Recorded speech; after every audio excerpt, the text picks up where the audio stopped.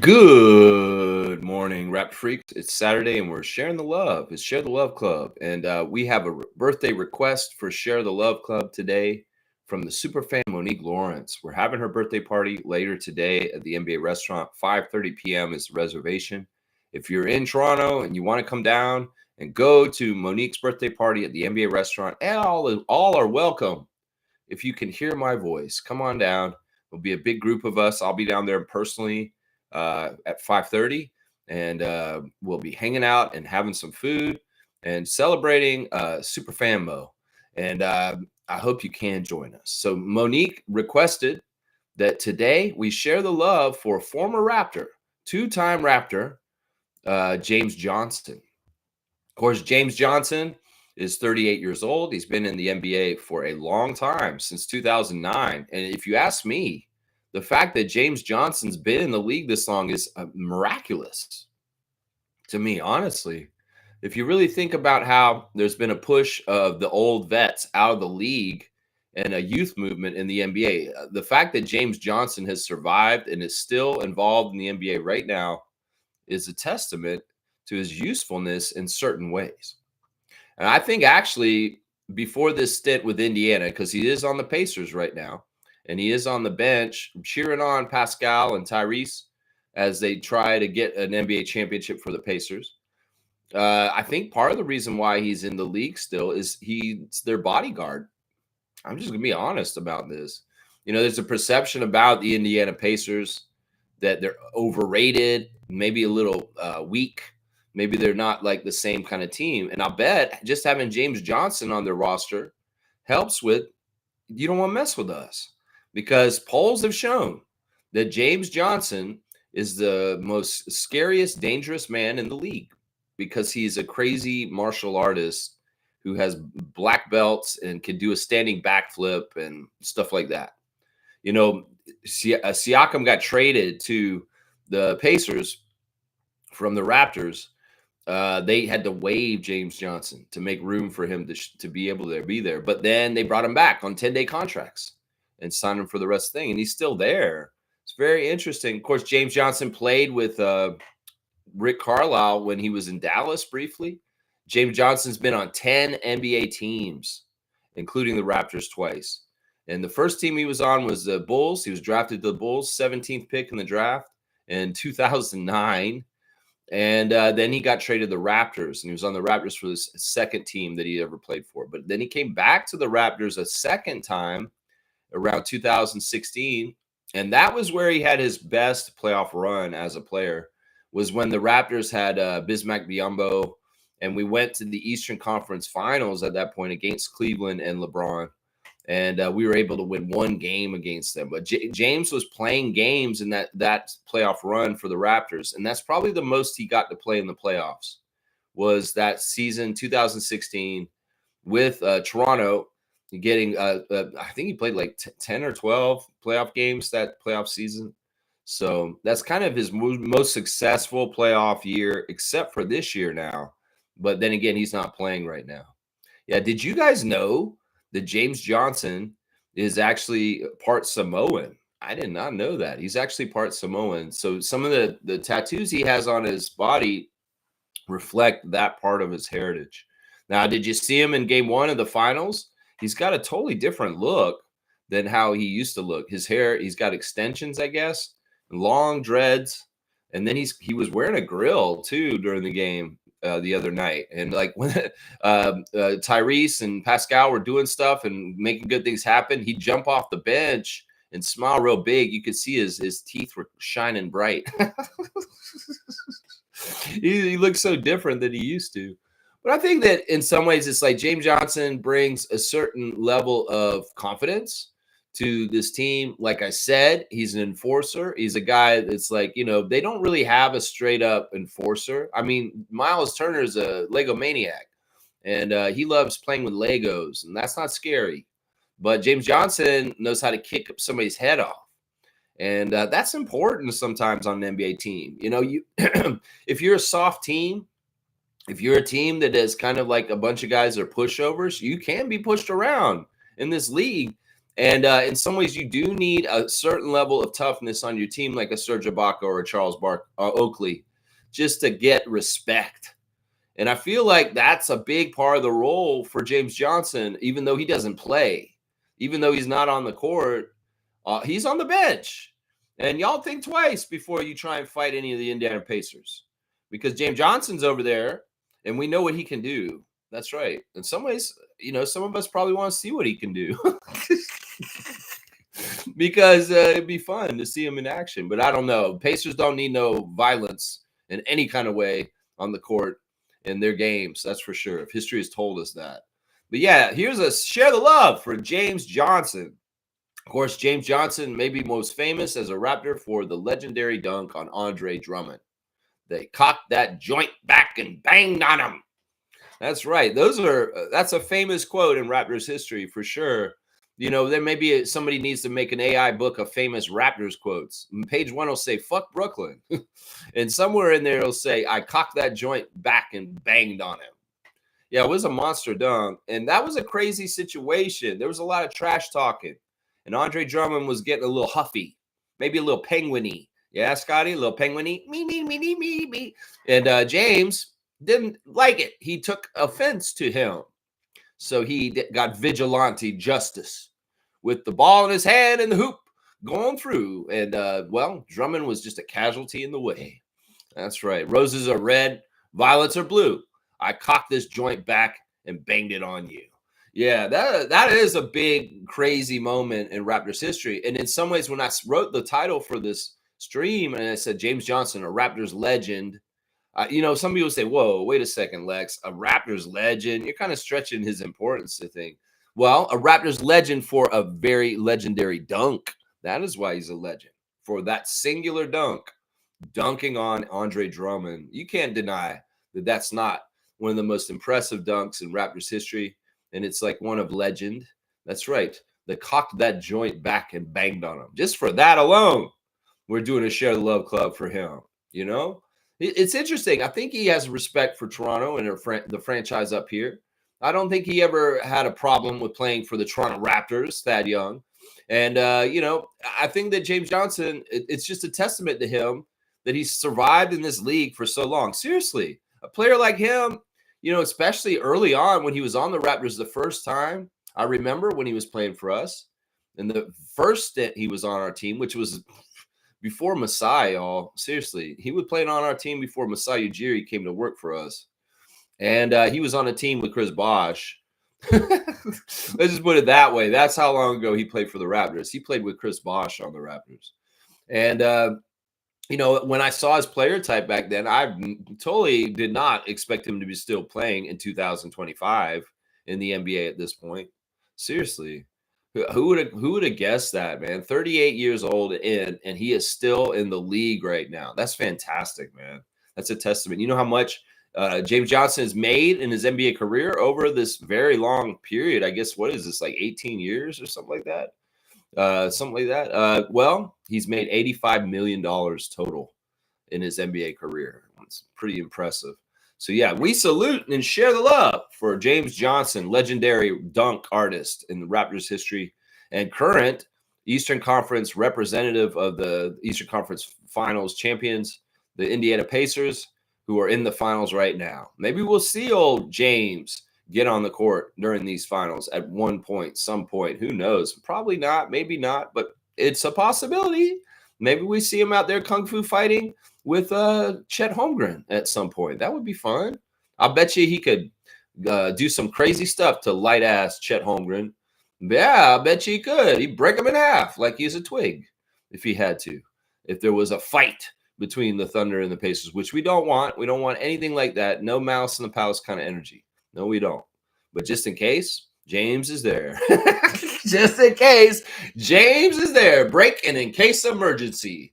That's right, James Johnson. Y'all, if you have any memories or things that you want to share, the love for James Johnson, you let me know. Of course, there's a beautiful picture that Monique shared with me of her with James Johnson when he was on our team. It's fantastic. I'm going to hope that I get the permission from her to share it in the community tab so you guys can see our Share the Love Club recipient today with our Superfan Mo. And that's part of the reason why she probably picked him, is because she has fond memories of meeting him and talking to him. And, just like Morris Peterson, Monique has special relationships with certain Raptors. And it could very well be that's part of the reason why she wanted to celebrate James Johnson today, because she has a special bond with him from meeting him in the past and stuff like that. So we'll have to see if I get permission to share that picture. Once again, later today, 5:30 p.m., NBA Restaurant, Monique's birthday party. I hope you guys can be there. I hope we have a good little group of Raptor freaks show up, and we're just going to have a good time. And honestly, it's just like hang out and chit chat and, talk about life. How about that? Let's go. All right, let's see. Trevor J's first in today. Good to see the commissioner of fun, Trevor J. Sooner or later, somebody who stays switching up forgets who they really are. You can only fake it for so long before the mask cracks.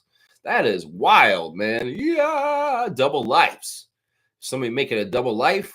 In some ways, it's like you got to keep track of which one's which life. And if you don't keep track right, well, you could muddle it up and get exposed. Yikes. Great words of wisdom, Trevor J. I appreciate you so much. Hope you have a fantastic Saturday morning. Wish you could come to the party today. Honestly, I wish you could cater the party, my man, because some of them pictures you've been putting out on the Discord server of what you're cooking down there in Fort Lauderdale, man, they are torturous to a man like me. See such delectable delights of culinary cuisine that are Trevor J is like outside. And I wish he was outside here so I could just go outside and get some of that food. It's so good looking. Oh my God, those wings, Trevor. Those wings. You made me had to go get wings because I saw that picture. Let's see what Trevor's saying also here. He's saying, talk about the WNBA action yesterday. WNBA game winners yesterday. Connecticut Sun beat Atlanta Dream. Los Angeles Sparks beat Dallas Wings. 3 games today. It's the Aces versus the Valkyries. Fever versus the Sky, and the Storm versus the Mercury. Yeah, and we got the refs for those games right here. For Vegas versus Golden State, Isaac Barnett is the crew chief with Randy Richardson and Teresa Stuck as the rest of the crew. Indiana Fever at Chicago Sky, it's Maj Forsberg as the crew chief. Marcy Williams and Agan Abazi will be the other 2 refs. And for Seattle in Phoenix, Kevin Fahey, crew chief, with Bianca Burns and Biniam Maru. That is your WNBA refs for the games today. Of course, no finals game till tomorrow. Game 2, Thunder and Pacers Sunday. That will be the next game for that. So, and we see that the Stanley Cup Finals were evened up last night by the Panthers winning 5-4 in another very close, exciting NHL Stanley Cup Finals game. Yeah, go Oilers. Beat the Panthers 1-1 in that series now. Yeah! Beat them, and beat them again. Oilers. Bring that cup home to Canada. That's right, baby. That's right. Trevor J said, so it's very true about Kyrie. Does not want to suit up for Mavericks this season coming. Yeah. You think that my sources are unreliable? Do you think my sources are just made up? Like I just made up that rumor? Well, listen, there's a deductive reasoning and also little nuggets of truth, and I see in different places, and I understand, and I can read between the lines. And that's what I was telling y'all. Kyrie Irving is not going to be a Maverick this year. He cannot play for that woman ever again. He does not want to. If he has the option and the choice of not playing for her, he will not. And the signs are now there. It's confirmed. He will probably not take his player option to come back to the Mavericks, that he doesn't want to play for her. So the news is true. The rumors are not just rumors. Kyrie Irving is unhappy as a Dallas Maverick, and he will probably be leaving them this summer. And, well, could he be coming north to Toronto? Like I said this week. Yeah. You think I just make this stuff up? No, I deduct what I see. And also, like I said, there was a rumor from a beat writer in the Dallas market that was saying that he was probably going to want to leave and that Toronto was on his list for possible preferred destinations. So forget about Giannis, forget about KD. Let's talk about Kyrie coming to Toronto Raptors fans. Let's talk about Kyrie Irving coming to Toronto as a free agent without being traded for. That's what I'm saying right there. You want to see Masai reeling a big fish without giving up any of our guys, like trading Scotty for Giannis? That sounds horrible to me. And shame on everybody who thinks that's a good idea. No, I like the idea of getting Kyrie for free. I mean, not free. He's going to get paid like, we've worked it out. He get paid like $15 million for the season coming up, but he's hurt. So he's not going to play most of the season. So he's getting paid to sit for half the season and get better under Dr. Alex, and then show up near the end of the season and start playing for us before the playoffs and then into the playoffs. I don't know, Raptors fans. That sounds pretty good to me. That sounds pretty damn good to me. And those youngsters would love to have the tutelage of Kyrie Irving with them next season. Scotty would be like, whoa, Kyrie's on my team all of a sudden? Yeah, that would feel real good. And trust me, free agency, instead of trading half our team to get somebody like Durant or Giannis, come on now, Raptors fans. You know getting Kyrie as a free agent this way would help our team immensely more than the gutting of our team in those ways you're talking about for the Greek Freak. So, yeah, let's put this rumor out more, Raptors fans. Kyrie to the Raptors as a free agent. That's right. You heard it on the Raptor Freak channel first. That's right. Let's go. Fiercely saying, good morning, fam, and happy Saturday. Wishing you an amazing birthday celebration, Superfan Mo. Later today, be blessed. Yeah, it's going to be fun. If it's going to be anything like last year, it was an amazing event where there was a lot of smiles, cheers, laughs, happiness, and Jackie had a lot to haul back to the house because there were a lot of big gifts. I was like, that's part of the reason why I was like suggesting to Mo, maybe we should do it somewhere out near your house, like out in your neighborhood out there, instead of down at the NBA restaurant, because I don't want your mom to have to haul so much back, right? Because she had a haul last year and there were like big trophies and stuff like that she had to carry back. So in some ways this year, well, maybe they have a plan. Maybe people will bring her things that are easier to tote around. I don't know. Either way, we are at the NBA restaurant because Monique loves that restaurant for her birthday party. And honestly, it's a bona fide official restaurant. And so is Monique. She's a bona fide official super fan. So that's why we go there. Now, speaking of Monique, apparently she let the cat out of the bag about something that she's been working on yesterday in our Facebook chat. She's a part of a documentary that came out, guys. She got interviewed for a documentary, and let me find it in the chat. I want to do the right details for it. Where is it? Where is it? I saw it earlier. Where is that documentary? Na na na na na na na na na na na na na na. She posted it. I don't see it now. I don't know why. Hang on, I'll find it again. She's interviewed for this documentary as about being a super fan, and well, it's kind of cool that they did this. You know, that of course it's a cool project, and I haven't watched it yet, but I would like to see it and see what it's all about. So let's see, where is it? She posted it in here. I don't even see it at this point. Why am I not scrolling to find it? Y'all post so much stuff in here. I cannot find things half the time because they've been posted in here. She didn't take it down, did she? Maybe I'm not supposed to talk about it. But yeah, Monique is in a new documentary. And where is it? I don't see it. Did you take it down, Mo? I feel like you took it down. I don't see it.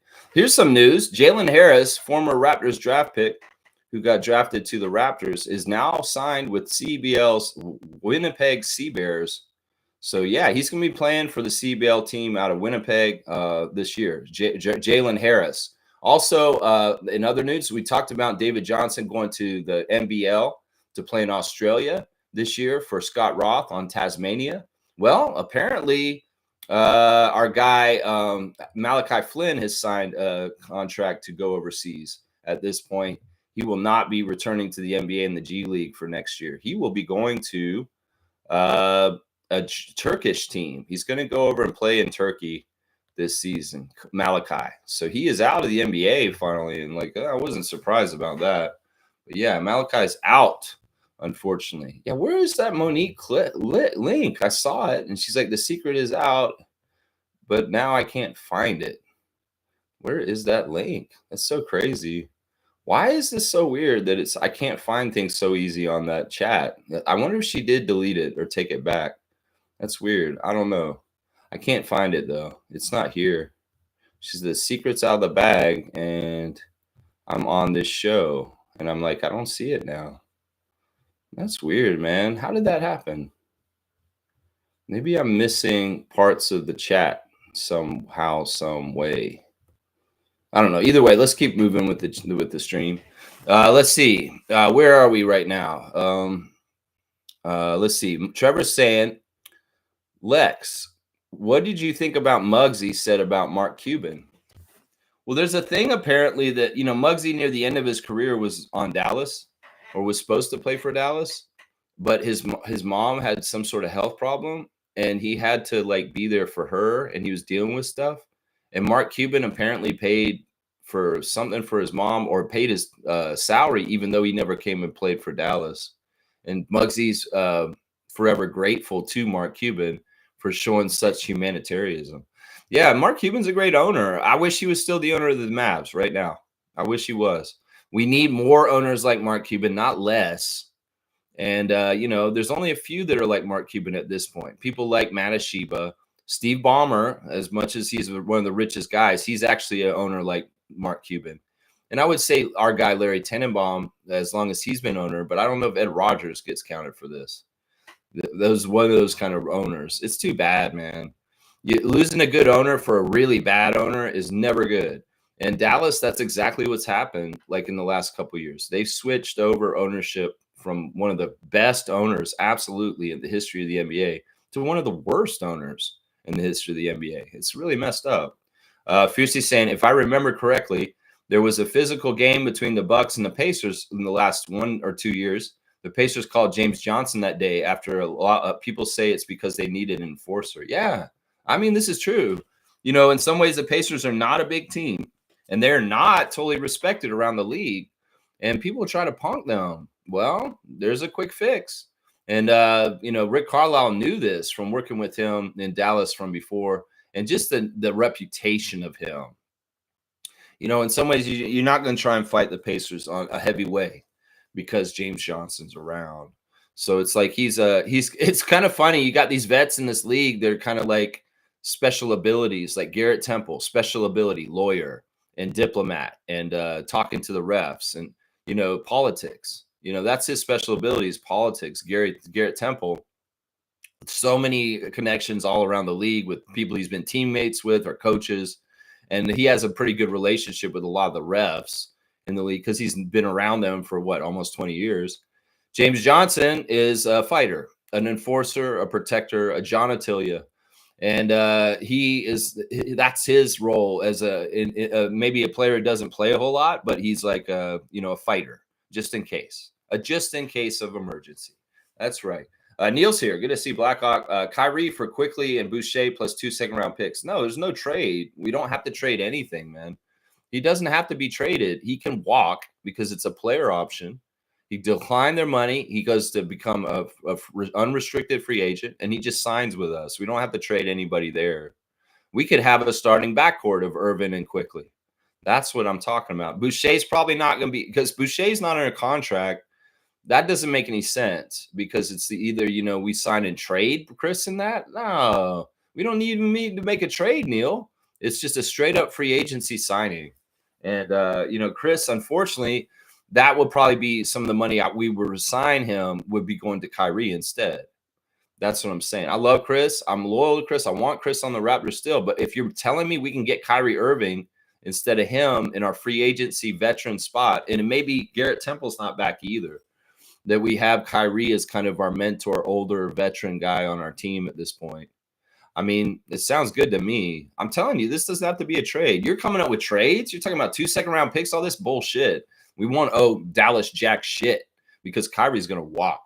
He's going to walk. That's right. Why does everybody want to help Dallas these days? Seriously. Why does everybody want to help Dallas? Let's see. Kyrie comes and is healthy. He takes IQ spot. That's not necessarily true. We've ran 2 small guards as our starters before. And the way that Kyrie played with Luka these last couple years, Made me realize he can play alongside point guards fine. So no, they can start together, and they switch off who's the point guard and who's the shooting guard. And I don't know, maybe like Brandon or RJ goes to the bench. I don't know. Something like that happens in this case. Now, once again, Kyrie's not going to be healthy until next year, 2026. So there's a huge chunk of the first half of the season where he's not starting, and we start this lineup that we're slated and projected to start. And even when Kyrie comes back, he may be eased into things, and he may not be starting right away when he comes back from being injured. He may have to get that starting spot earned by the end of the year, and that may be all post All-Star game. So that's kind of the way I look at it right now. I don't think he's going to mess up the things that we're doing because he's on delay because of his injury. So that's what I'm saying right there. Yeah. Let's keep going in the chat here. Let's see. Fiercely saying Jalen Harris used to play for Scarborough Shooting Stars too. Yeah, he's familiar with the CBL. He was on Scarborough Shooting Stars. He's been on Westchester Knicks too in recent years, playing in the G League. But yeah, Jalen Harris has landed on his feet in Winnipeg now, and he'll be playing in the CBL. I wonder if Jalen Harris would be playing in the CBL so much if the Raptors hadn't drafted him. Think about that. There's a good chance maybe he wouldn't have been introduced to the Canadian Elite Basketball League and had the opportunities to play professionally in Canada's pro league if he didn't play for the Raptors initially and come in and play for us his first year. So that's interesting. Wayne's here. Good to see Wayne. Morning, Raptor Freaks. I welcome Kyrie to the Raptors. He would complete our need for a three-pronged point guard cohort. Shed would learn a lot, and the addition gives us a certified ball handler. Yes. And the most important thing to me is a certified clutch performer, that instead of clutch performing against us and stealing the game for us in the last 5 minutes of the game, he's doing it to other teams and getting us W's because he's stepping up and doing it like Kyrie Irving would. So, yeah, I'm excited about it. If it happens, I hope the rumors are true. And like I said, guys, the rumor I'm hearing is a free agency thing. There's no trade here. There's no trade. It's actually just getting him and adding him to the team. Fiercely saying Temple has special abilities. James Johnson and Mike Conley as well. But PJ Tucker, I wonder if he'll be with the Knicks next season. Well, I think they did sign him to a contract for next year already, too, which is weird. He's another, I guess, these weird old veterans that kind of hang around, and you wonder why they're around. The reason why they kept PJ and wanted him around was because he was kind of he has a role, too. Trust me. His role on the Knicks was, y'all stop fucking around. I'm too old for this shit. You better start playing more seriously, and we got to be tougher. And I no prisoners, and I've been in this league a long time, and I have an attitude, and I'm a tough guy, and I'm going to tell all y'all to be more like me. That's what it is right there. In some ways, they need PJ Tucker to go have some conversations with Anthony Towns about how to get eye of the tiger and maybe get a little harder and stop being so soft. That's the role that PJ Tucker is playing on the Knicks, is that he's the hard ass, and he's the one who gives them an edge and attitude and maybe a little bit of we're going to punch you in the face kind of stuff. Now, of course, PJ can't help the New York Knicks in any kind of way on how to stop Siakam. He doesn't have that expertise or that veteran knowledge because, he got tore up by Siakam his whole entire career around Siakam. Siakam put him through the spin cycle and washed him like literally he's washed. And that was not one of the things he was helping them with, was saying, hey, guys, this is how you stop Siakam. Oh, I don't know how to do it. I never could figure out how to do it. He ran circles around me and made me look like a fool. And he talked trash to me, too. It's like in some ways, PJ Tucker was like, guys, I just don't want to play the Pacers. Can we not play the Pacers? I hope they get out before then. Oh, damn, we're playing the Pacers. And there's my nightmare, Pascal Siakam.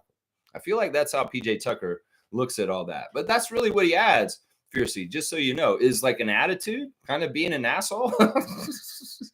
Neil saying, by doing a trade, you do a sign-in trade for Boucher to hook him up. I guess, if we're worried about that. But in some ways, it's like, why do we want to include IQ and all this in there? We don't want to do that. Fuck all that, man. Nah, let's let him walk and let him be an unrestricted free agent, and he can call his own place and number with people where he's going to. And like I said, man, I bet you in some ways this is symbol, right? If he's going to opt out of his player option, it's not about the money, man. It's not about the money at this point. In some ways, it's more about the ability to be able to speak his mind without having to worry about being censored by either his team or the NBA. And in some ways, he may get a little more breathing room in the political climate of the United States at this point than down south. I mean, they're witch hunting people just for having any kind of views that are pro-Palestine. They are. They're coming after people and throwing them in jail just for writing articles in the school newspaper at universities. So in some ways, it's like Kyrie wants to have freedom of speech.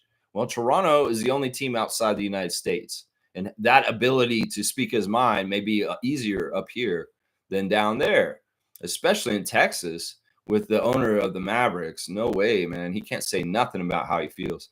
Mo is here. Good morning, Raptor Freak crew. In my book, James isn't talked about enough. Fiercely, thank you. Yeah, I agree with you. I think we did a Tuesday trivia on him once. I think we did do James Johnson Classic Jurassic Tuesday trivia at one point, but he hasn't been a subject on our channel enough. And that's why we're rectifying it today by doing the Share the Love Club for James Johnson. Mo, if you have any special memories about meeting James and the picture that you took with him, please share like any kind of conversation or how you feel about him as far as like him being around you in the past. Because man, you've met so many Raptors, and I love hearing the stories about when you meet people like Tracy Murray and Oliver Miller, not Oliver Miller, but Tracy Murray and Muggsy this year, and different people that you've run across over your many years as a super fan of the Toronto Raptors. That it's awesome. It's awesome. And Mo, let me know if we let the cat out of the bag about your project that you just wrapping up that's been released. And I can't find the link to it at any point. I want to put anywhere. I want to put it on blast so people will check it out. Trevor's saying classic card and Instagram stories. All right. You want me to do that? Let's see. First of all, let's do the Instagram stories. We'll start with Leo Routon saying your whole life can change with one opportunity, one open door, one great idea, one right person believing in you. Keep going. Good morning. One coffee. Cheers. That's Leo Routon's and his words of wisdom this morning. Savannah Hamilton is celebrating the political decision in the United States that the judge has granted final approval to the House versus the NCAA settlement. And colleges are now free to pay their athletes directly, marking the dawn of a new era in college sports brought about by a multi-billion-dollar legal settlement that was formally approved Friday. This is crazy. So this is different than the NIL. The players were getting paid through endorsements from companies, but now teams can pay them directly from college. So, man, in some ways, I don't know what this system's going to be like. Small schools will suffer. Big schools will be able to pay more. So it could be a very interesting system of haves and have-nots. I don't know. Either way, there is a hierarchy of Division I and on down. We'll just have to see how this shakes out, this ruling, for how it affects. There's a lot of things it could affect. It could affect what I just talked about. It could affect when guys are going to come out for the NBA. There may be a lot more people staying for 4 years now. And that's a good thing, honestly, in my opinion. So in some ways, this is a good decision overall, probably. And hopefully college teams will have better players stay longer because they can compensate them. And they're not trying to run away to the NBA for the fast money quick. Slim Duck is putting on blast the Montreal love. I love to see this picture. He's got a picture of him, Ben Mathurin, and Lou Dort, and they're all wearing the Montreal Canadiens symbol on their chest, representing Montreal. And I like the different colors of Chris and Lugette's jerseys, and Ben's wearing the classic. But yeah, Montreal North, stand up in many ways. Also, Chris putting out a passage for today. Chris Boucher's Bible passage for today, Romans 8:28. Do not lose hope in times of trouble, for God is working in the unseen. His hand is steady and his timing is perfect in bringing good out of difficulty. Yeah, I like that. So there's a lot unseen for Chris right now this summer with what's going to happen with him in free agency. So in some ways, he's just having faith in God that it's going to work out for him in the unseen right now. There's a picture of Chris as a little kid. He's so cute, man. Such a pudgy cheeks. Oh, Chris, you were such a cute little kid, man. And then also he's saying sometimes you learn more from bad decisions than advice. Yeah, sometimes you have to make the bad decision to really learn the lesson, honestly. Norman is at the store yesterday. He was at a Skechers store. doing a signing with the fans and talking to the fans. So yeah, there's a picture of him at that event yesterday that we talked about the day before. And there's a young lady wearing the Understand the Grind gear, putting it on blast. Let's see what else we got. Jamal Shed is putting on blast some football players. Broncos, his friend that got drafted the Broncos is at Broncos practice already. And he's saying W GOAT, future GOAT. There you go. So he's proud of his friend. I think it's Jada, who's on the Broncos, got drafted to them. Very, very cool. And it looks like, is that Shed at working out somewhere? What's going on there? He's on the court and he's with, where is he? I don't know. He looks like he might be being a camp counselor for the kids somewhere, something like that. Let's see. We got Eugene Omeroy saying, stay away from people who act like a victim in the problem they created. Donald Trump, excuse me. And then Denzel Washington is saying, I'm not concerned with what people think about me. And Eugene's echoing that sentiment. Oh, excuse me. I feel like I'm going to sneeze. Toronto Tempo is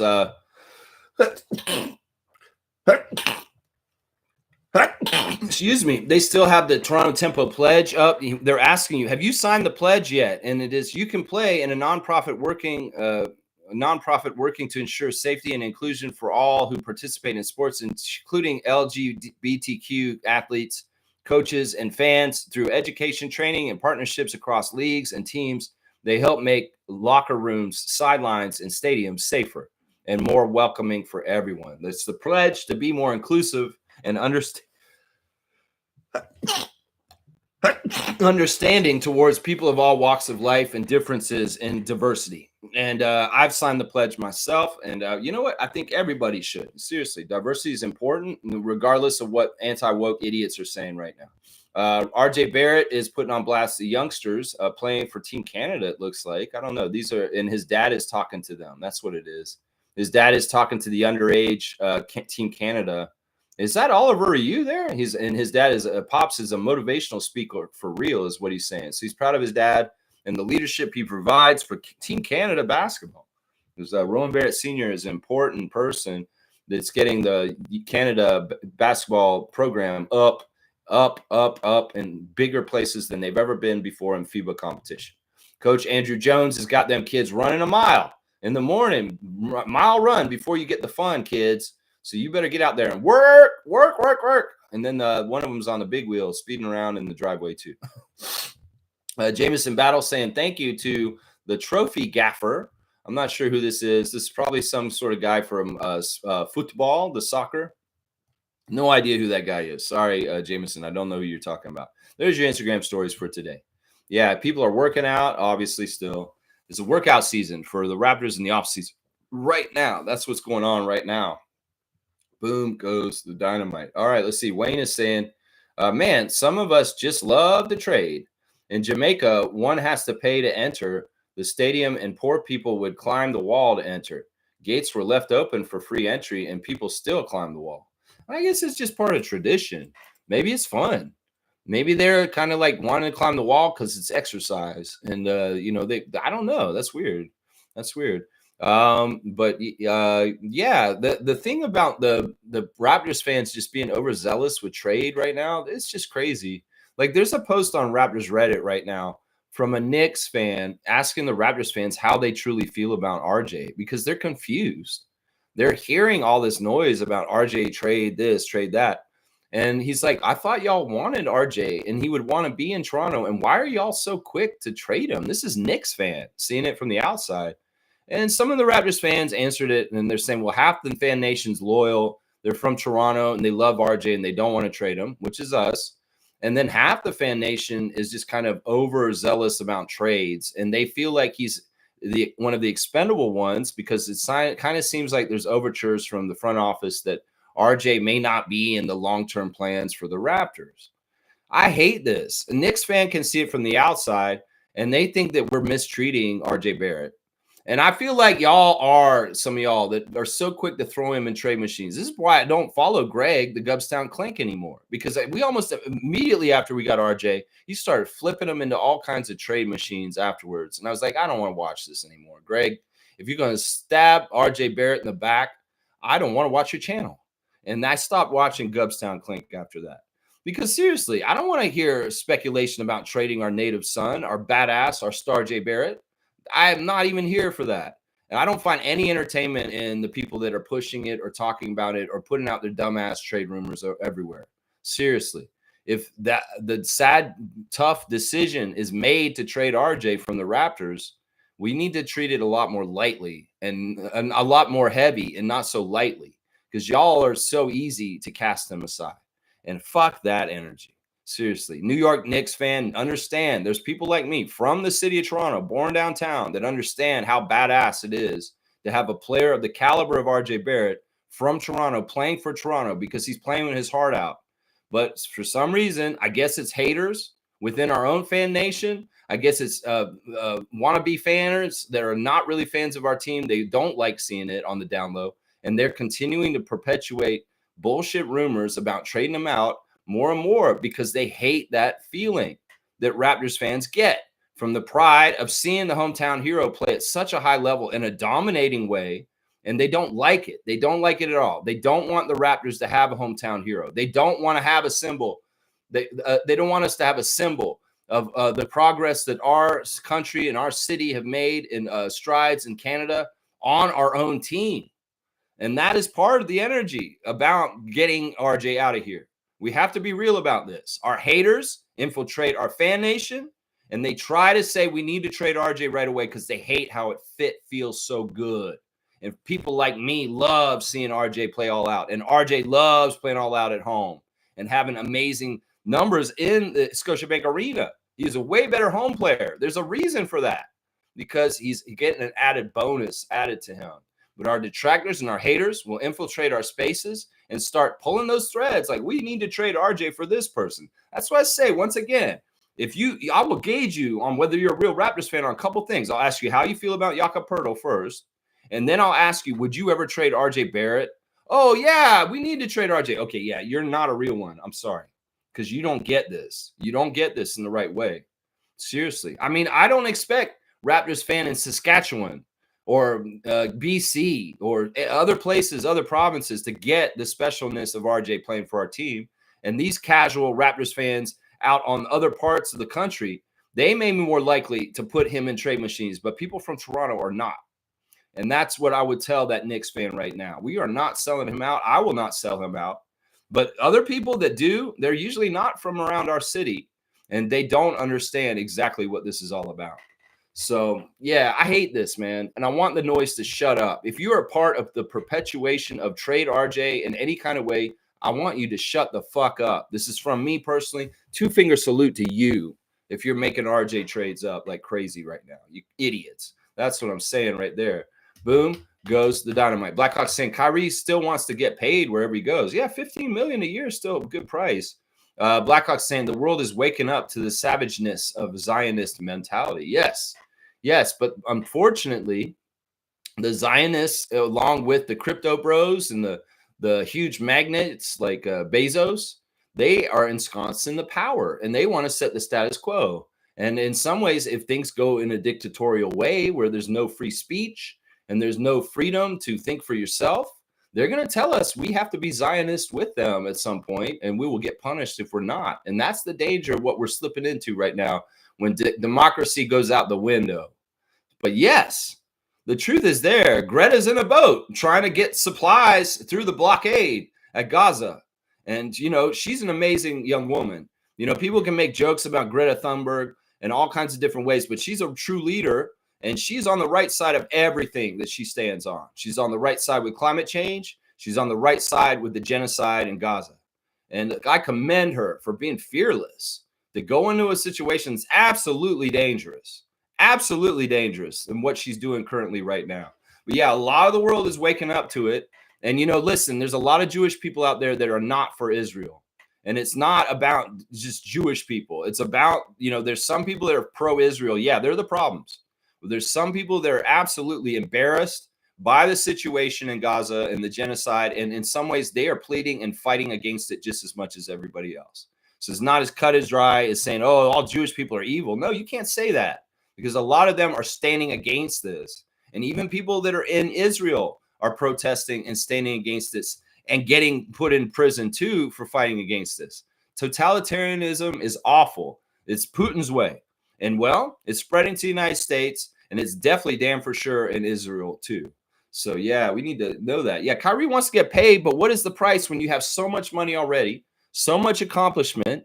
What do you need? Well, maybe freedom of speech is valued more in certain ways. That's what I'm saying. Yeah, Mo's saying James Johnson dunk forever in Raptors history. There you go, Mo. I love that. Yeah, get that dunk on, get that cock that joint and bang on them is what I'm saying right there. Yeah, it's a beautiful, beautiful dunk. And Andre Drummond, thank you for getting posterized. That's right. It can't happen without you, my guy. Can't happen without you. Blackhawks saying black belt James Johnson. Hoo-yah, hoo-yah. That's right. That's right. That man can. I thought the most impressive thing is not the karate stuff and any of that. To me, it's the fact that he can do a standing backflip at his height. Like, seriously, you understand what I'm saying? He could be standing and he could just jump in the air and he'll flip over on his feet.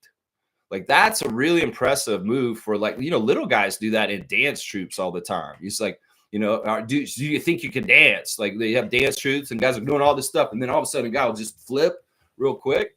Well, James Johnson, as a basketball-sized person in the NBA, can do those flips just like some sort of dancer, which is insane to me. Seriously, that man can do a standing backflip at his height. That's in some ways more impressive to me than the other stuff. That's right. Montreal North. Let's go. Let's go, Fiercey. And Blackhawk's saying this now. He's saying, in T-Dot, we crashed the Carabana fence to follow the float. They get really mad about that, too. And y'all mess up the parade. Like, I know the organizers got really mad when they did that a couple of years ago. I think, was that the parade that Grady was at? Yeah, that was really not a good thing. Y'all don't need to be doing that. Seriously. You're going to piss off Jamal McGlure. Seriously. Don't do that, man. Seriously. Most saying one of the two seasons I want Pacers to win. One of the two reasons I want the Pacers to win is a championship for James Johnson. And I'm guessing the other one is for Pascal, maybe. Yeah, or maybe the Canadian guys. I don't know. But yeah, James Johnson is in the playoff finals right now. And who knows? Maybe he'll be a champion by the end of it. Pacers got some good life. And well, we'll have to see how the adjustments go between Rick Carlisle and Mark Dagnall and this playoff finals. And tomorrow, game 2. Yeah, ooh, I'm excited. We'll have to see what happens tomorrow in game 2 in Oklahoma City. That's right. Yeah, Kaz is saying, I cocked that joint back and banged on him. I'll never forget that James Johnson quote in the interview. No, it's of lore. It should be on shirts. It's just something you can say to a Raptors fan, and they're like, yeah, I know exactly what you're talking about. You know what I'm saying? In some ways, that's another test for how long have you been around as a Raptors fan. Do you know I cocked that joint back and banged on him? Could you tell me what that is about? It's like, I don't know what that is, Raptors freak. Oh, I just started watching after the championship. Oh, okay, so you don't know about James Johnson. You don't know about that. Okay, then. Yeah. Trucker Kaz, good to see you. Blackhawks saying, I'm 50-50 with this year's championship, Thunder or Pacers. It's all good for me. Just want to see 7 games. Yeah. And I wasn't sure we get 7 games, but we might now since Rick Carlisle is a genius and he outcoached Mark Dagnall in the beginning in the first game. So, yeah, it'd be a 7-game series. It'd be entertaining to me, hopefully to most people. Smooth's here. Good to see Reggie. RJ averages 20 points per game in his sleep. Do you know how hard it is to have a guy like that? And he's only 25. I know. I wish they would put respect on his name. Listen, RJ, it's different playing for Toronto than it's playing for New York. And he was so scrutinized and so heavily under the microscope in New York that this is a nice change of pace being on the Raptors. Even though he's in his hometown, the scrutiny in Toronto on him is way different. It's not anything like what it was in New York. And it helps that there's people like Scotty around to kind of be the focal point of the attention for the team. And it kind of, some people mistake the not doting on or centering things around RJ as being slights. I don't really take it that way. I take it more as like RJ may be wanting to live a more private life. We got to remember that he lost his brother in the last couple of years. And in some ways, maybe it's a nice break for RJ Barrett to not be so in the spotlight and so scrutinized like he was when he was a Knick. So I think that's part of the energy that people are miscalculating on, is that maybe the Barretts, as part of the deal with RJ coming to Toronto, was Masai, we want RJ to get a little bit more shielded publicly and not have to be so forefront. And that may have been part of the design of it. And it's not that we're not trying to promote him. It's just that RJ wants to be more private, like OG on the team right now. And in some ways, he's enjoying it, the anonymity and not being over scrutinized like he was in the New York market. Instead, in the absence of him not being prominent in a lot of things, people are mistaking him for being expendable and not on the team for the future. But I don't think that's true. I think that there's a lot of really good chemistry add-ons from RJ being from Toronto, playing for Toronto, that are very valuable. And one of the reasons why we may have kept Chris around longer is because he's from Montreal. And in some ways, when we play these Canada Series games in preseason and we do stuff as a team across the country, it's good to have a Canadian on the team. I think in some ways there should be an unwritten rule for the Raptors going forward, since there's such great Canadian talent in this league, that we have to have at least one native player that is Canadian. And if we're going to say hasta la vista to Chris somehow, some way in free agency this summer, well, RJ's our last Canadian on the team. And then some ways that makes him more valuable and important to keep around. And it's partly for NBA Canada marketing reasons. So does that make sense to you? I mean, that does to me. I mean, part of Chris being on the team, playing these preseason games in Montreal, that's a big thing. You know, we come to Montreal and play the Celtics. Chris Boucher comes home as a native son, and he's important for that. So I'm just saying, I think RJ is important for marketing for NBA Canada and Toronto Raptors. So in some ways, that may be a part of what, you know, that kind of thing. Plus, he's very young, like you said. He's got room to grow, and he's got DeRozan code. He's working to be the best RJ every single year. And his stuff that he works on, well, passing and defense. Those are two things that he's getting better and better with. And I'll bet you that's a lot of the attention he's doing this offseason right now. Not to mention, RJ has real determination and a clutch factor in himself to a degree. He'll hit some big shots when you need them in very important moments, too. I like the fact that the Raptors, in some ways, are collecting an assortment of more clutch factor players. Quickly and Barrett both have a clutch factor to them to a degree. It just hasn't been unlocked. Jacoby got a game winner in his first year as a Raptor, as a rookie. And Brandon Ingram has clutch factor in him. Scotty, at some point, will show more clutch factor, I'm sure. But that's the thing. And if we get Kyrie Irving, hello, he's got the hugest clutch factor out of all the names I just answered. And that will mean that the Raptors are very capable at closing games and taking over and winning close games at the end of games. In the past few years, we haven't had very good clutch factor overall on our team. When the team was like, you know, Fred and Pascal had a certain level of trying to help at the end of the game. And maybe Freddie had the highest clutch factor at that time. But, you know, they just didn't get the job done in close games sometimes. But if we have a roster with Irving all of a sudden and the emergence of some of the young players, like even Grady Dick could have clutch factor at a certain point where he's hitting huge threes and winning games for us. This will be great because we want that around our team. RJ's part of it. Mel Bester's here. Good to see Knicks Freak is in the house and talking about Knicks just a second ago. He's saying, Lex, U.S. college sports changed forever last night. House of Representatives reached an agreement with the NCAA on a $2.8 billion settlement, allowing colleges to pay athletes in any sport they play. Long overdue. Yeah, this is good. And this is actually probably more important for the lesser watched in sports, as far as the programs that are like not getting it doted on as much. Those college athletes will get compensation now too. That's fantastic. In fact, I'm more happy for them than the big names in some ways. Sure, the big names are the ones who are the cash cows like Cooper Flag, that teams like Duke are making money off of.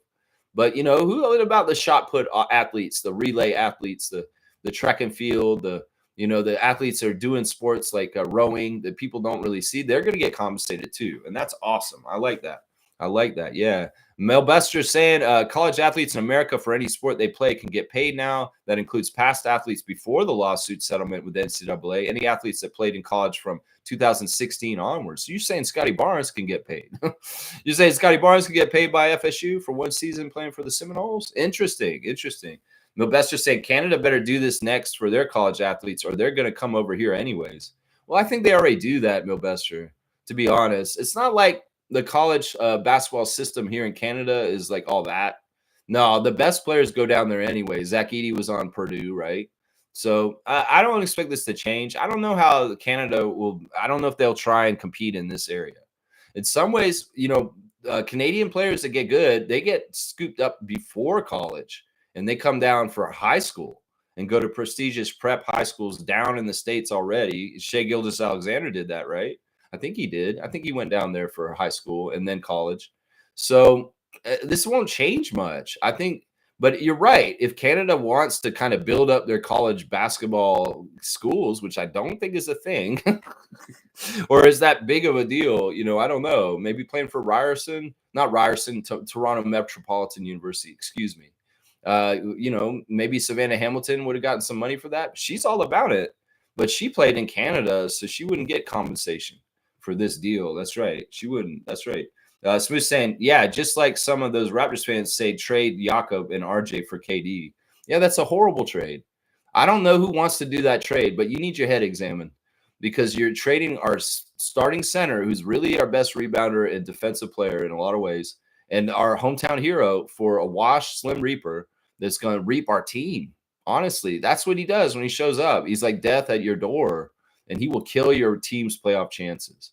So I'm telling you, don't fall for Slim Reaper at this point. It's not about reaping and killing people on the court with shots and clutch time play and badass play. No, he'll kill your team because he's got a balloon contract. He's a false gold because he will not show up when you need him the most at this point. Kevin Durant's washed. And it's not that he's totally washed physically. He's more washed mentally. And I wouldn't want him. That deal's horrible. That's absolutely an asinine, stupid-ass deal. And anybody who thinks trading Kevin Durant, one player, for those two starters, you're an idiot. We do not need to do that. Those two guys, RJ's much younger, and Jakob is a top 10 center in this league. We need to have him on our team. Yeah, it's stupid. It's stupid. Wayne's saying this. We're here for RJ Barrett. We fight for you whenever you talk smack about our hometown product. That's right. I'm totally with him on that. And, seriously, why are we acting like RJ's so expendable? I blame Tinder and Bumble. These dating sites are making people so expendable in people's minds that they don't understand that people are human and you shouldn't be like switching so quickly. I think that's part of the problem. The younger generation are being taught that everything's disposable and nothing is worthwhile for a long time. And that's why they don't want to make any roots or, oh, well, if there's one thing wrong with this person, I'll just discard them. And I'll just find the next person because that's the culture of, Tinder and the way that app works. So it's kind of like, don't act like basketball players like with Tinder. Seriously, we're not flipping through. Yes, no, kind of stuff. You got to just go ahead and, to build an NBA championship team, you have to put roots in and have a group. And RJ's in that group right now. I'm sorry. RJ is in that group. Yeah, no trading RJ. This is a no trading RJ zone. If some jabroni came in here that subscribed to my channel, started talking about how you wanted to trade RJ, well, we'd go off on him. We would go off on that person. That's right. Most saying, Lex, in reference my recent interview, you can get through a Facebook and post it, and you can post the picture I met James in his first year with us. Coolest dude ever. That's awesome. So he's really cool, eh? Yeah, he's fun to talk to. All right, where is the interview with you that you were on? I want to find it. I'm trying to see where you posted. Did you post it on your profile? That's why I'm not finding it on the group, because you put it up on your profile. Let me see. I think that's what it is. The secret out. There it is. That's why I couldn't find it there. All right. So basically, Monique, back in early April, was featured in a radio documentary called Rooted in Identity. It's on diversity around the Raptors organization and in sports alongside different fans. 2019 championship run, how interactive with the players has shaped me now, and being the new voice for the team, etc. Enjoy. Thanks to TMU, Toronto Metropolitan University, and Justin Pierce for having her. All right, there's a link here, and I'm going to copy the link and I'll put it in the stream here so you guys can get a link to what Mo was on. I don't know. Oh, it won't post because it's too big.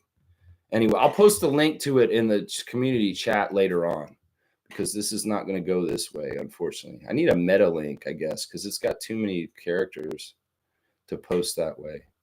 Crazy. That's a lot of characters.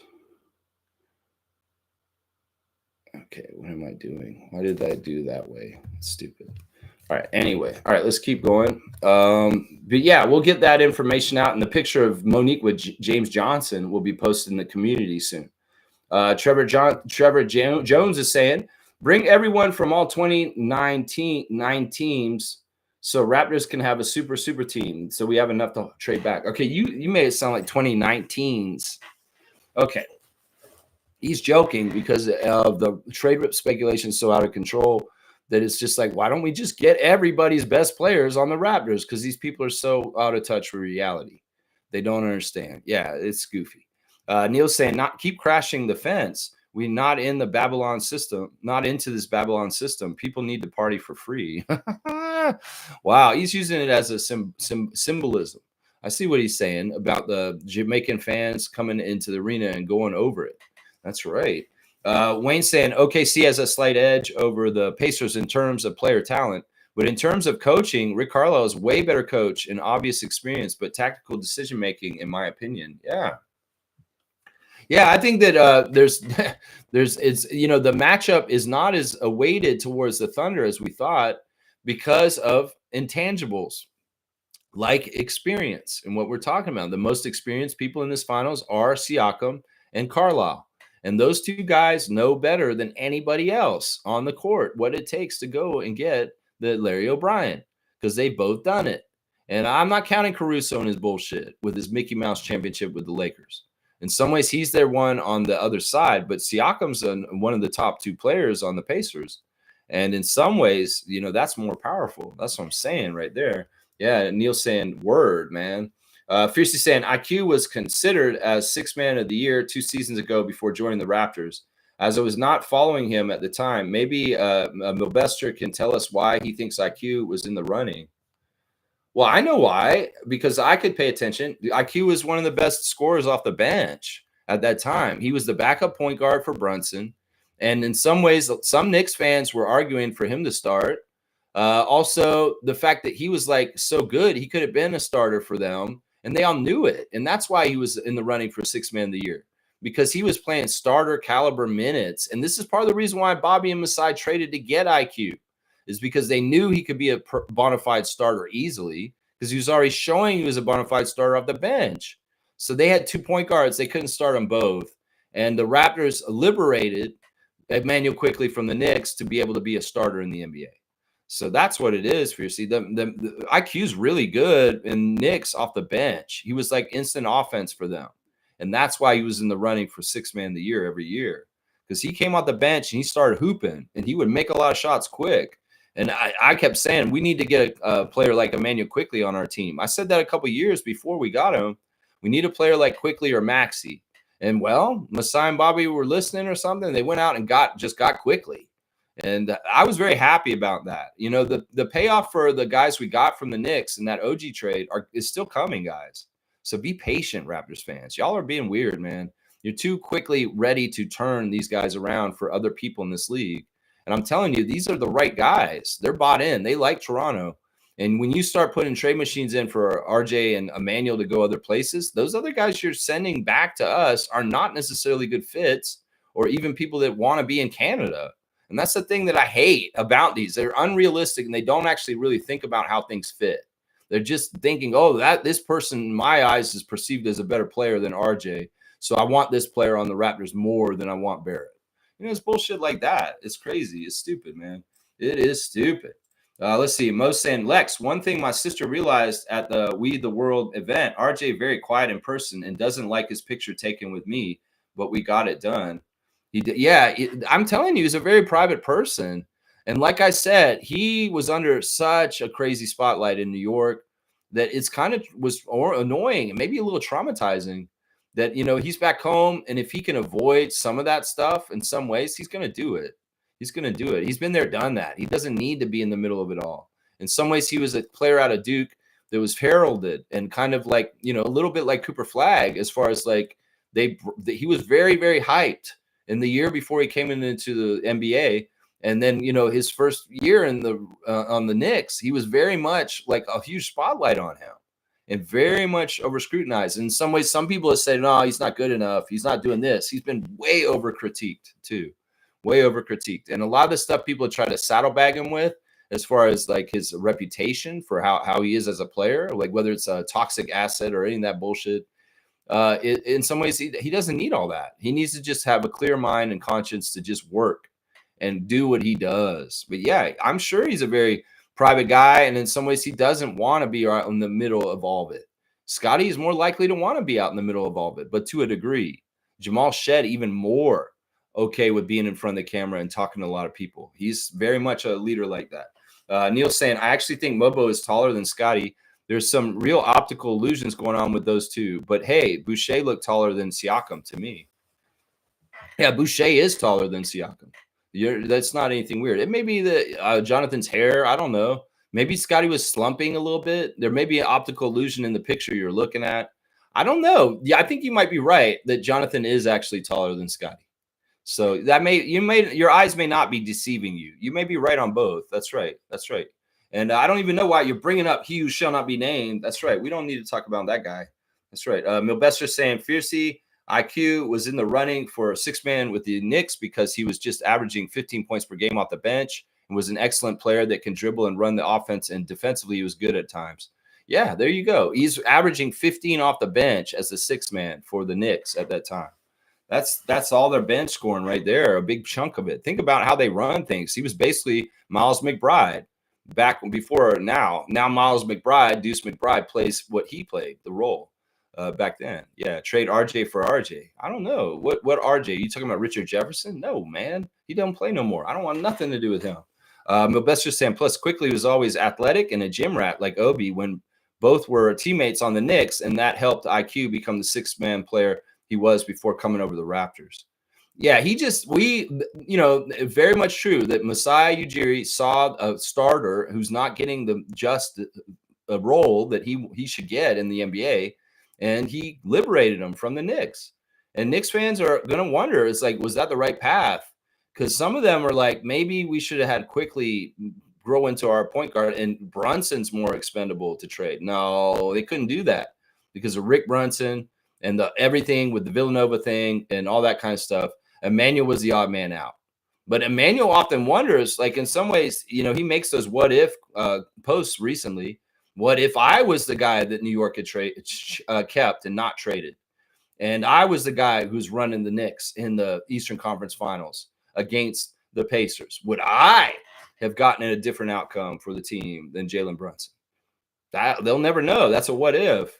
And, I'm glad that Emmanuel's the guy that we have. If I had to choose between Brunson or Quickly on our team, we got the guy I like more. Brunson has limitations that are unforeseen that hurt him in certain ways that people don't like talking about because they want to make him a face of the league.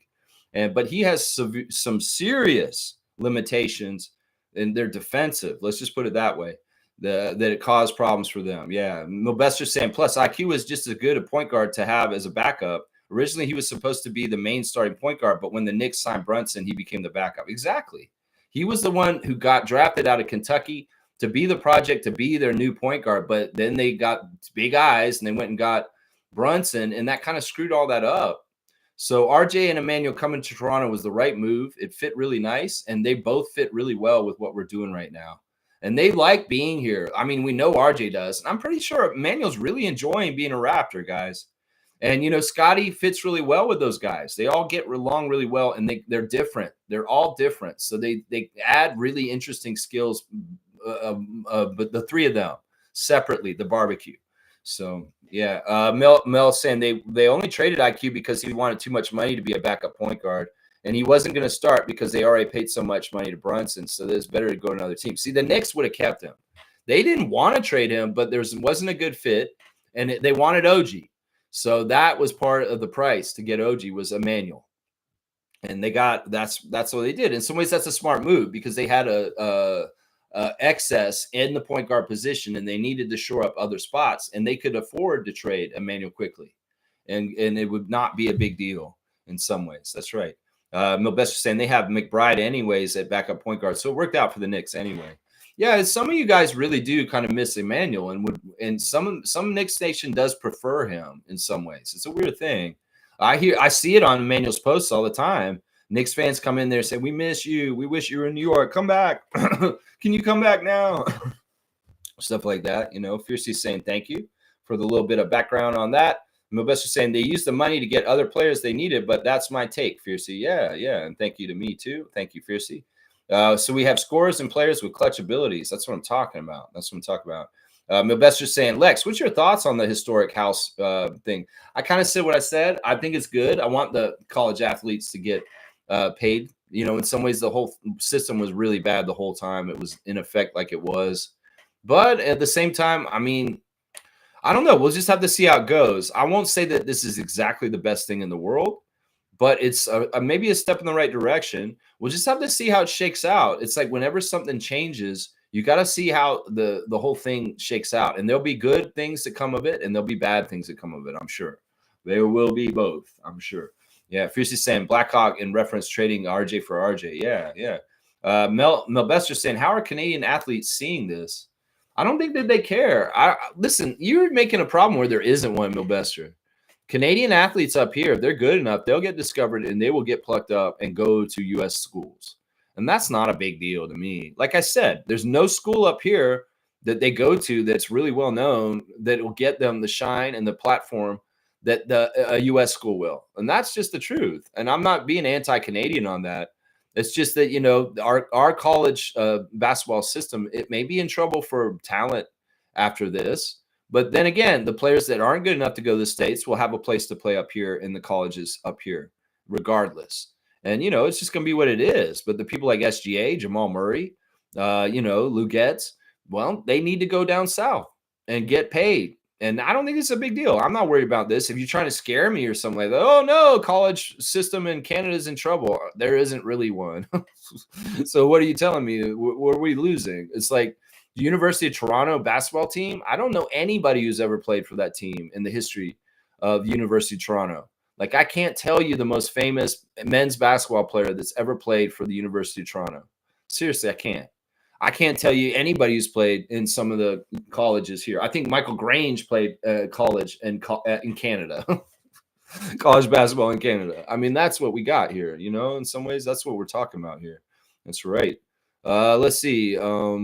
Monique saying, one thing I didn't realize is James Johnson played for the G League Vipers. Yeah, he had to go down and play in the G League a little bit early in his career. He was also on the Iowa Energy with the Bulls in his first year, or his second year, actually. But yeah, he had to go play for the Rio Grande Valley Vipers, which I thought that they were with Houston, but they maybe not. Yeah, the teams that James played for: Bulls, Raptors, Kings, Grizzlies, Miami Heat. We remember when he was on the Heat. Minnesota Timberwolves, Dallas Mavericks, New Orleans Pelicans, Brooklyn Nets, and then finally his 10th team, which he's on presently, the Indiana Pacers. I really thought that after he got waived by the Nets, he was done. But the protective factor that he's providing for the Pacers has been valuable, and that has extended his career like 3 or 4 more years now. It's kind of crazy. And if they win a championship, he might get a championship right near the end of his career right here. So, yeah, James Johnson, we love you. We're sharing the love for you today, man. You're a Raptor legend. Let's go. Let's go. Let's see. Fiercely saying, was Rick Brunson also coaching Villanova? I don't know if he's coaching Villanova, but he's the father of Jalen Brunson. It's just that there's so many weird ties, and it was very collusive that Jalen Brunson went there. Like I said on record, don't blame Mark Cuban for letting Jalen Brunson walk in Dallas, y'all. There was nothing he could do. Jalen Brunson was already set up to go to New York no matter what. And it may have been partly the promise as a New York Knicks kid and his father being an assistant coach on the team. It could be also Adam Silver loved the idea. And he said, you know what? I love this idea of Jalen going to New York and being the new point guard for the New York Knicks. It's such a good feel-good story. I love it. Just do it. And even if Mark Cuban wanted to throw a huge amount of money at Jalen Brunson to keep him with Luka, I don't think he would have been able to, because the NBA machine and Jalen Brunson himself had already decided his destination no matter what. So I don't think the Mavericks had a chance in retaining Jalen Brunson when they lost him, because he was just going to go anyway. Yeah. Fiercely saying Brunson lacks defensive presence and makes up with the flopping on offensive side.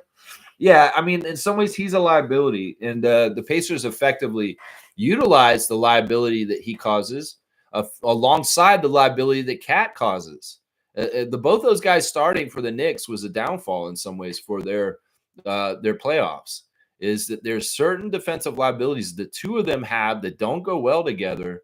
And Rick Carlisle and the Pacers absolutely played it like an instrument, like a violin. that was part of their success. Seriously, that's part of their success right there. All right, let's see what's going on here. Monique saying W stream, W vibes, go Raptors for life. Keep at it always, Lex. Raptor Free Crew strong forever. Just keep helping me keep the comments limited. And we're gonna see you later, Mo. I'm gonna be excited to see you later on at the NBA restaurant. Smooth saying there's more emphasis on quality education here in Canada in the university college system, in my opinion. Yeah, that's part of it. They don't care about athletics. They care about getting degrees and teaching people with real skills. And it's true. Like some of the universities in the United States don't teach kids nothing. They just saddle them with the student loan debt. And, they want to be housing student athletes to make money off them in the college football, college basketball world, stuff like that. I think that in some ways Canada is going to do really well in certain areas, maybe not in athletics because of what's been announced last night with the House decision. But on the reverse, the way that Trump is treating Harvard and other huge universities, all the international students are not allowed to come to the United States anymore, which is totally stupid because you're shooting yourself in the foot because there's really smart people that were coming to the United States helping to make breakthroughs, people from India, people from China, people from all around the world. And the door's been shut by Trump. So what's going to happen is some of those really brilliant people are going to come to Canada and go to school here, and we'll get better brains in our schools because the U.S. is being so xenophobic and saying we don't want foreigners in our country. So, as long as Mark Carney and the Canadian government's not trying to be closed-bordered so much, we should gain from the United States saying no to international students now. Seriously, this is a whole mess. I mean, including Carney's daughter. She's supposed to be studying at Harvard, but she's under the international student rule, and the U.S. has already said they're not making an exception for her. So just think about that. The Prime Minister of Canada's daughter is not allowed to study at Harvard because of this new rule Trump made. That's really dumb, man. They're going to lose so many smart people that would have came to the United States. Instead, they'll go to places like Canada. They'll just stay in China. All the other countries in the world will benefit from the brain drain the United States imposed on itself. That's the crazy thing. It's like they're shooting themselves in the foot. It's so dumb, man. So dumb. Fiercely saying, enjoy the restaurant and Monique and fam. Next summer, I will make sure to come down with Fiercely Jr. to cheer the Toronto Tempo and also meet you, fam. That'd be awesome, MJ. All right, we'll mark it down. When Toronto Tempo are in effect, Fiercely's coming with Fiercely Jr. to take her to a game, and we will organize the Raptor Freak Hangout for Fiercely when they come. That'd be awesome, man. I'll be all about that, man. I'll be all about that. Milbester's saying, Lex, my cousin played baseball in college at Virginia, and he would get paid because the settlement is in between 2016 and today. I told him about what happened with the NCAA lawsuit, a settlement lawsuit. But in my personal opinion, for college baseball, it's huge deal because the sport is growing internationally, and there's already a lot of players coming to the U.S. that now even they can get paid. All sports will benefit, including basketball and football, but college baseball athletes getting paid is huge. Yeah, it's huge for your cousin. They're going to get some money. And he might not have known. You got to let him know. Who knows? There's been a college stipend for these players anyway. Like they've talked about it on some podcasts recently. Like when you're a college athlete, you get like $500 a month just for screw around money, just for whatever, So there is a little bit of compensation for these players, but they want big BOCO bucks. Like hearing that Cooper Flagg made $2 million as a freshman or something like that, $20 million or something like that is crazy. Like just as a college player on NIL, well, the money's there. They're going to get it, But I am very happy for all the lesser known, unknown athletes in college sports that are going to get some money. That I'm more happy for than the whole high profile guys. Those guys are going to get paid at some point anyway. But the lowly athletes that do sports that don't get any recognition or spotlight, that's awesome. That's really, really awesome. All about that. Yeah. All about that. Wayne saying, have a fantastic weekend, Mo. Wishing you all the best. That's right. It's Mo's birthday party today. NBA restaurant, 5:30. Come on down today. We'll be there today. That's right. Smooth saying Canada is speeding up the process for U.S. medical professionals to come here. Yeah, that's another thing. Like I'm saying that you get more closed off like what Trump is doing. Other people are going to benefit from it. In fact, Canada is benefiting from all kinds of stupid stuff Trump's doing right now already. We're strengthening bonds with other countries. We're betting better our trade stuff better between provinces. We're doing a lot of things to be more independent as a nation. And well, you know what? Thank you, Trump, in some ways for being a jerk and showing your ass and motivating Canada to be more self-sufficient for itself. I'm all about that. Seriously. So all about that. That's right. Milbester's saying baseball is the hardest and long sport to go to MLB out of all other sports, but that college baseball athletes getting paid is huge and will help the sport grow. Same with the other sports too. Well, yeah, because you got to do the triple A, double A, single A. You know, you got to go up through the farm system. Most often, even if you're a very high prospect in baseball, you're going to have to play minors for some time. Who knows how long? Maybe not very long, but yeah.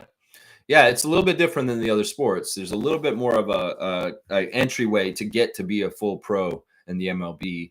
Yeah, you don't even get paid in the minors. Okay, all right, that's interesting. I don't want to talk about baseball so much, Milbester. All right, so the straight goods on Canadian goods. We're going to the NBA restaurant today, which is right down on the lake shore, Queens Quay on Lake Ontario. It's a beautiful restaurant. But just a little bit down the way from the NBA restaurant, there's a restaurant called Alexandros. And Alexandros is a restaurant that was told to me about an old roommate of mine named Jimbo Jumbo, who appears in the Kensington Variety VIP Club show from time to time. Jimbo said, Lex, we're going to go down to the lake and we're going to get meat in a box. I'm like, what, James? He's like, yeah, we're going to get meat in a box. I'm like, okay. So we ride our bikes down to Alexandros, and it's right on the lake. And it's a beautiful patio setting. It's really close to the hotel that Brendan Malone lived in when he was the Raptors coach. It's a Greek restaurant, and they have like Slouvaki heroes meat in a box that you can just get the meat in the box, and it's very tasty. So I'm putting them on blast today. They have been in effect since 1997 down on the coast. Chef Alexandros came up with the food, and he was like Angelo Velonos. And yeah, the original restaurant for Alexandros was on the Danforth, and but he wanted to get down where all the people were, so he built that one on the lake. And yeah, they do really well. So if you want to get good heroes meat, you can definitely go down to Alexandros and get that meat in a box. I'm telling you, man, I get sentimental about it because of going down there with Jimmy in the past.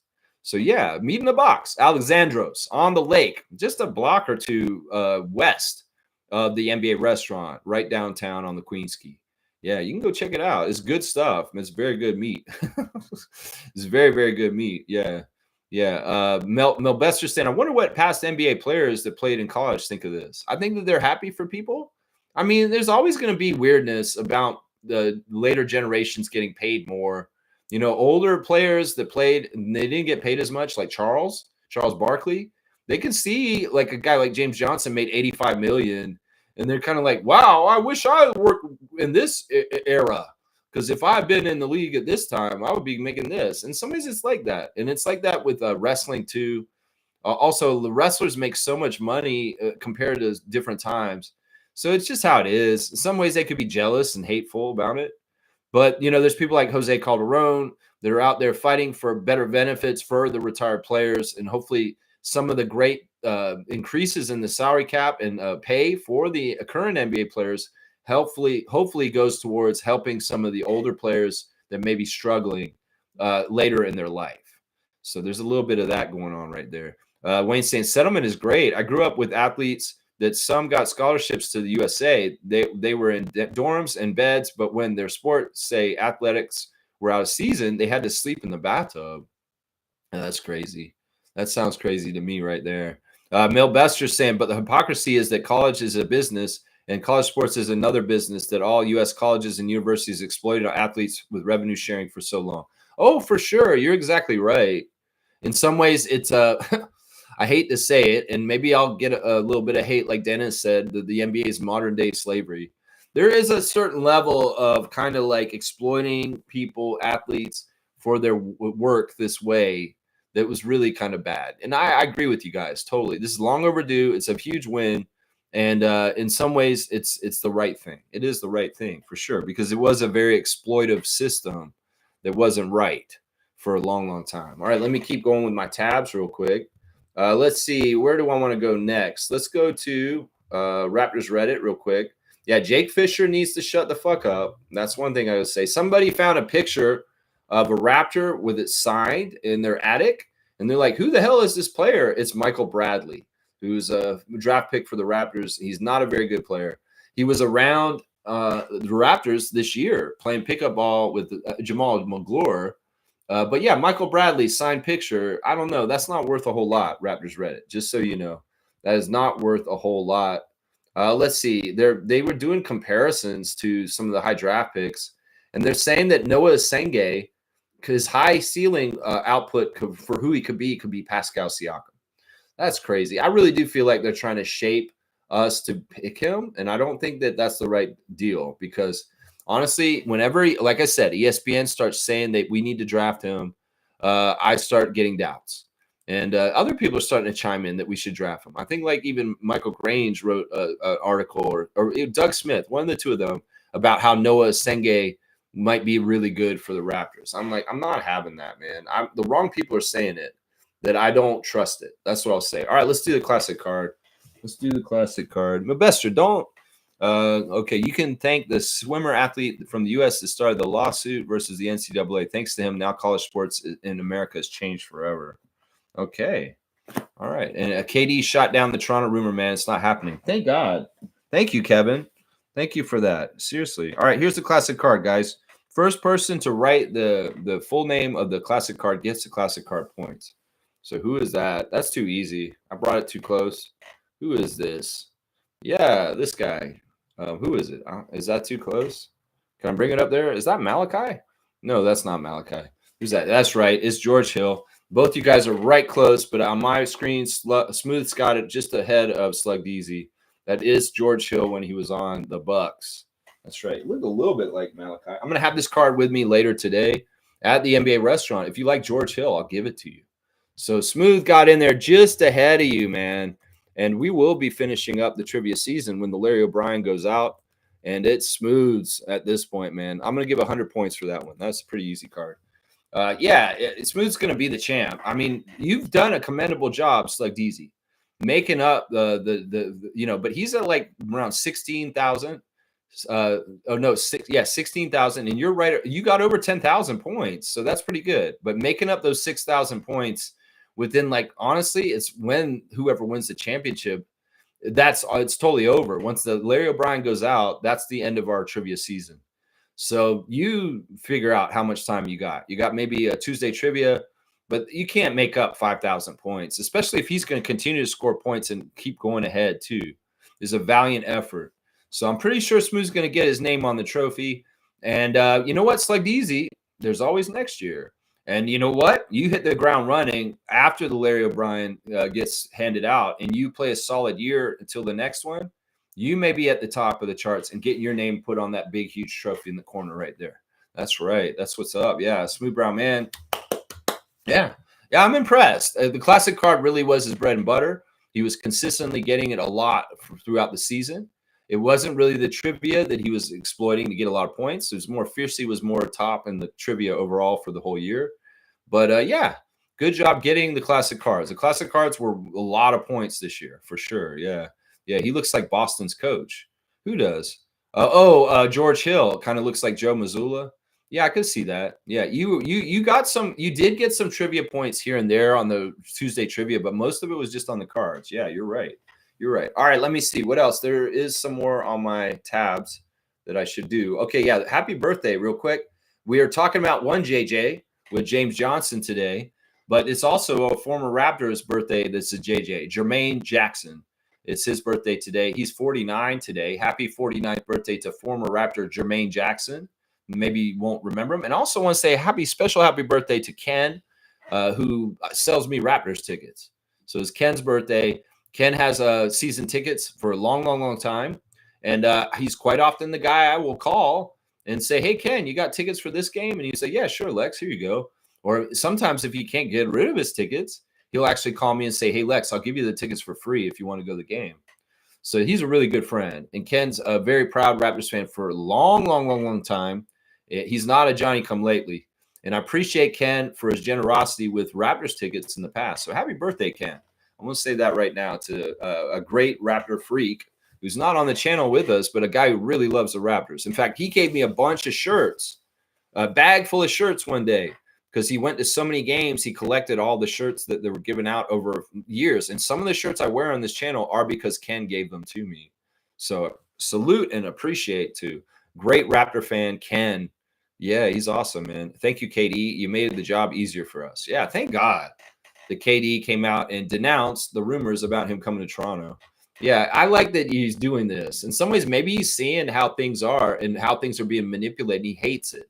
And in some ways, he's standing his ground saying, nah, guys, this isn't true. I'm not coming to Toronto. Y'all are saying this, and it's just not true. There you go. 90 minutes in. Will we go another half hour? I don't think so. We're getting close to the end right here. So let's see. Anything else you guys want to say about James Johnson? You better say it now, because I'm going to be leaving the chat and the stream very, very soon. Let me see. Is there anything else here? Somebody's trying to post that we should get Luke Cornett. What is that? Come on now. What is that? Yeah, there's some ridiculous rumors out there right now. Everything is ridiculous and crazy and stupid in some ways. It's crazy. All right, let me see. Let's do the wrap up, I guess. Let's see. Fiercey saying, Lex kicking my butt in fantasy. I still can't figure out which center to drop to make room for Brittany. You should have figured that out when you brought it up the other day. You're losing out. You got to play Brittany. You should just drop Kia Stokes. Seriously, what are you doing holding on to Kia Stokes? I had her. I drafted her, and she doesn't score. She's like a player that is not trying to score. So that's easy. Just drop Stokes. Why are you holding on to Stokes? Play Brittany. She would have gotten you way more points, and you would be in a better position. You got today and tomorrow, and that's it. But it's too late. I think I've got like 3 times your score already. It's like 280 to like 80. So it's like, it's too late. You should have been faster and dropped Kia Stokes for Brittany Griner. Yeah. Yeah. Wayne saying, thanks, Ken, for being nice to Lex. Yeah, he's super nice. Super, super nice. In fact, I think he was the one who sold me my ticket to go to Game 1 finals. I wouldn't have gone to the Game 1 of the NBA Finals of Golden State versus Toronto in 2019 without Ken. Ken sold 2 of his tickets to me, my friend Chris, Pizza Chris, $1,000 each, which was very good price considering the prices that were going on around that time. Somebody said, you paid $1,000 to go to Game 1 of Toronto versus Golden State? Yep, and I'd do it again. You're damn right I did. I went to history, and I saw the Raptors win their first ever finals game ever in their history. That's right. That's right. So we're saying, Lex, you're right. Giannis trade very unlikely. Yeah, it's so stupid. Like, the Bucks ain't trying to trade him, and then Giannis must really, really want to leave for him to leave. He has to hard line out like Jimmy Butler, and he's not doing that. That energy is not coming from him right now. In fact, his energy right now is more placated and happy with the Bucks than past off seasons.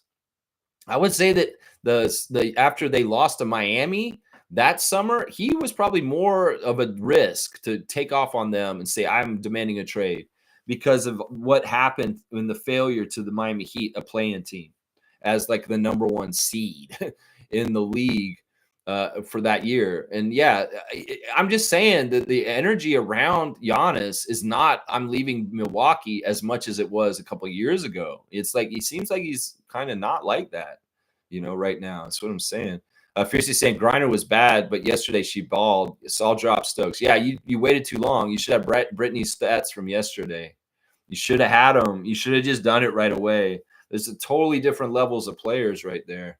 Totally different levels. I mean, if you want Cardoza, keep her or drop her. I mean, I would pick Cardoza and Griner over Stokes. I had Stokes on my team, and I dropped Stokes because I didn't value Stokes that much. And then you swooped her up. I kind of want to get Stokes back. That's part of it too. You kind of took one of my centers and you're holding 3. And that's why I'm kind of like, will you drop her? Because in some ways, I need to get my second center back after Tina Charles. All right, let's keep going. Smooth saying the belief around the league is the cost is too high, and Giannis will remain with the Bucks. I think if he's going to move, he will go to either 2 teams, and he doesn't want to go to the Western Conference. Then San Antonio's out of trouble. But San Antonio is one of those places. I could see him maybe going to San Antonio. The other place is New York. I really do think New York's crazy enough to blow up their team just to get Giannis to play on their team. And I'd like to see this, honestly. because it will fail miserably. It will fail miserably. Giannis in that market will not go well. And, they will give up some major pieces. Who knows? Maybe OG's a buck all of a sudden. That's what I'm saying.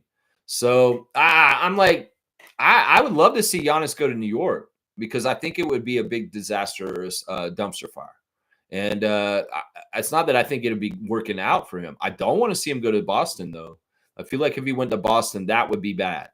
But if he goes to New York, it could work. It could work. Now, would he get traded to Philadelphia? We haven't even heard anything about Philadelphia trying to trade to get Giannis there. There's no rumor about that. But what if he went there? I don't know. That might be something I don't like either. But going to New York, I think that would be good. I think that would be good. Yeah. Yeah. So we're saying no more Giannis to Toronto talk from me. Yeah. This has been a productive stream today. We've killed and squashed the KD and Giannis trade rumors to Toronto because we're saying KD has denounced the trade rumor and we don't feel like the Giannis thing's happening at this point now. So maybe people will start talking about Kyrie more. That'd be awesome. That'd be awesome. Most saying, thanks, James Johnson, for always having the fight for Toronto. Yeah.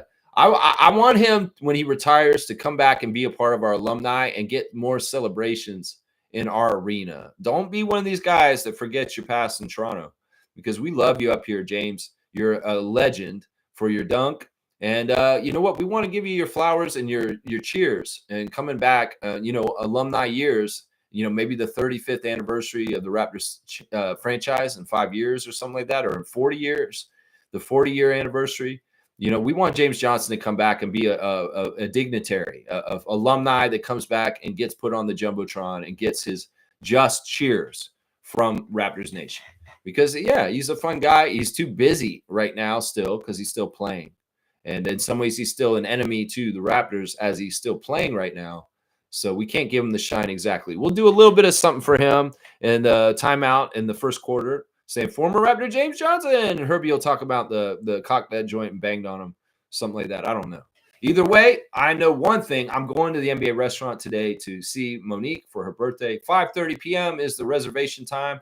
Come on down to the birthday party at the NBA restaurant where Raptor Freak family will be there. We'll have members of the Raptors and Giants of Africa probably be present there also. So it would be a good old time to hang out, see Monique, and just have a nice time and nice conversations. So I'm looking forward to it, Mo. I'm going to see you in a few hours later on this afternoon. And Adriana's coming down with me. I'm going to go pick her up. I haven't seen her in a long time. It'll be very, very nice to see Adriana. I don't see her at all hardly these days. So it'll be nice to spend a day with her and Monique, two people that I care a lot about and I haven't seen very much at all. Very much at all. I mean, I haven't seen Mo since we went to the 905 game around Christmas. And honestly, I haven't seen Adriana in like 2 months. It seems like it feels like it's been about 2 months since I've seen her. Anyway, all right, y'all. Thanks for watching today. Let's see. Melvin's saying, Lex, you know what's crazy about the NCAA? All right, this guy's just fixated on this. He just wants to talk about it. I don't. This comment, I'm not going to stop my stream and close just for that. All right. Thanks for watching the Raptor Freak stream. Tomorrow we're doing a Sunday report. It still remains to be seen if I'm going to do the Star report. I might just do something else instead because I got to do a bunch of work still to get the Star report ready, and I haven't put the work in yet. So I need to either do it real quick before I go to see Mo, or I'm just going to put it off and do it next week. I think I might put it off. It may make more sense to do it when the championship is over. So I think I'm going to put it off. We're going to do a special subject that I'll come up with tomorrow. For tomorrow. All right, guys. Thanks for watching the Raptor Freak stream. Come on down to NBA Restaurant, 5:30 p.m. tonight. We'll be there, and I hope you guys get there too. Good stream, Lex. There will be more in this months to come. Thank you. All right, and Smooth saying, enjoy tonight, Mo, and you as well, Lex. Thank you, Reggie. And I wish you could be there too, man. And like I said, if you haven't made overtures that you want to come down to the NBA Restaurant, it's not too late. Just come on down and say, hey, I heard about this from Raptor Freak channel. And I want to be a part of meeting everybody and hanging out and celebrating Mo. And that's why I'm here. All right, come on in. And hi, nice to meet you. I'm Lex. Oh, hi, I'm so-and-so. And I don't ever talk in the chat, but I love your channel and I watch it all the time. I watch it later usually. Oh, okay, cool. Nice to meet you. Let's talk. Let's hang out. All right, there you go. All right, y'all. See y'all later. Let's go to the NBA restaurant. Let's go Raptors.